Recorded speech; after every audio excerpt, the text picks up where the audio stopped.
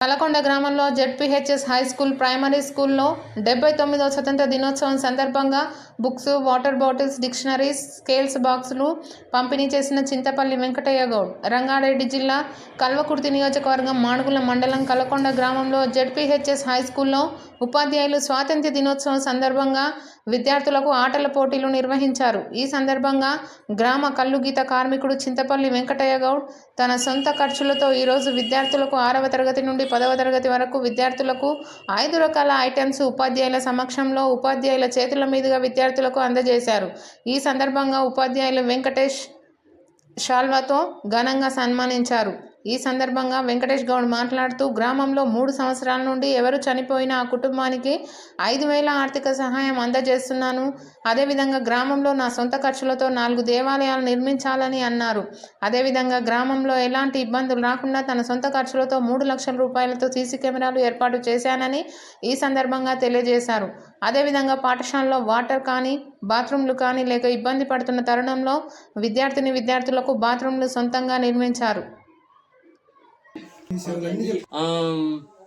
వాళ్ళకు పిల్లలకు బుక్సులు కానీ, పెన్నులు కానీ, టిఫిన్ బాక్సులు కానీ, ప్లేట్లు కానీ ఇవి 2-3 సార్లు వాంచినాం. పెద్ద స్కూల్కి సంబంధించినవి పోయిన సంవత్సరం కాడ నుంచి మొదలు పెట్టినామంటే దీన్ని క్రికెట్ కిట్లు, బడ్డీకవి, టీ షర్ట్లు, వాలీబాల్వి ఇవన్నీ వాళ్ళు వాడుకునే దానికి మెటీరియల్ ఏవి అడిగినా కానీ నెట్లు అవి దాంట్లోకి సంబంధించినవి అన్నీ చేసినాం. ఆ మధ్యన మేము బుక్సులు లేవంటే బుక్సులు, పెన్నులు లేవంటే పెన్నులు ఎప్పుడు నెలకు 15 రోజులకు ఒకసారి పంపిణీ చేస్తూనే ఉన్నాం మేము ఆ స్కూళ్ళల్లో. ఇవన్నీ సొంత ఖర్చులతోటే. నా సొంతం నేను 1 రూపాయి చందా కానీ ఏది కానీ ఎవరిని అడగకుండా నా సొంత ఖర్చులతోటే నేను ఒక రైతుని, నా కులవృత్తి రెండిట్లతోటే నేను నా వంతు సహకారంగా నేను చేస్తున్నా అంతే.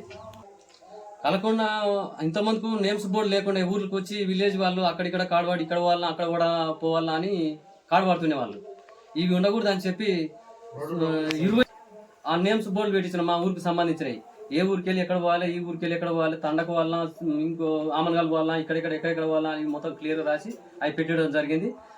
ఇంకా అదేవిధంగా మా ఊళ్ళో 3 గుళ్ళు, ఈరమ్మ గుడి, పోచమ్మ గుడి, చెన్నకేశ్వర గుడి 3 గుళ్ళు కూడా నిర్మాణం చేసి దాన్ని ఓపెనింగ్, విగ్రహ ప్రతిష్టలు అన్ని రకాలుగా మేము ఆ ఊరిలో మేమంతా కలిసి మంచిగా నిమ్మలంగా చేసుకున్నాం.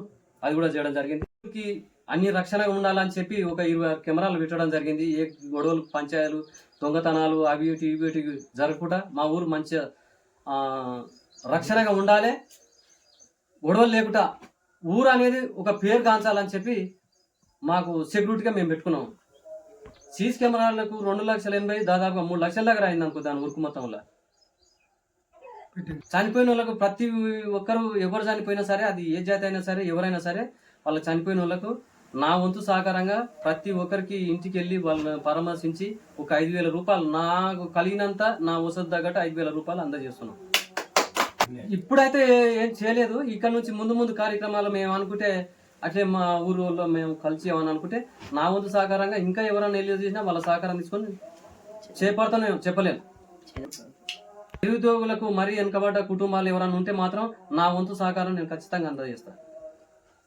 చదువు విషయంలో వెనుకబడి ఉన్న వాళ్ళు ఉంటే వాటర్ ప్లాంట్ ఒక 5 సంవత్సరాలు వారంటీ చొప్పున సంవత్సరానికి ఒక 10,000 రూపాయలు నేను కట్టేటట్టు 1,00,000 రూపాయల ప్లాంట్ దాన్ని నిర్మాణం చేసినాం ఈ స్కూల్లో.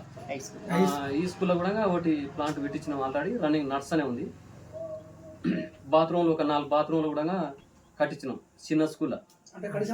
చందాలు కానీ ఇక్కడ ఎవరినన్నా ఏ విషయంలో కానీ నేను ఏది అడగలేదు. నా సొంతం నా రేఖల కష్టంతో, నా చెమలతోటి, నా కుల వృత్తిని పట్టుకొని నా వంతు సాయంగా నేను చేసిన ఈ అభివృద్ధి ప్రధానంగా తీసుకపోతే నన్ను చూసి ఎవరైనా చదువుకున్న విద్యార్థులు కానీ ఇంకా ఎవరైనా నన్ను చూసి కొంత సాయం చేస్తారు, ఈ ఊరిని అభివృద్ధి పరంగా నడిపించకపోతారని ఆశ. నా ఊరు మొత్తం పైన ఇన్నేళ్లుగా వెనకబడదు కాబట్టి వెనకబడతనాన్ని చూసే నేను ఇది చేయవలసి వచ్చింది.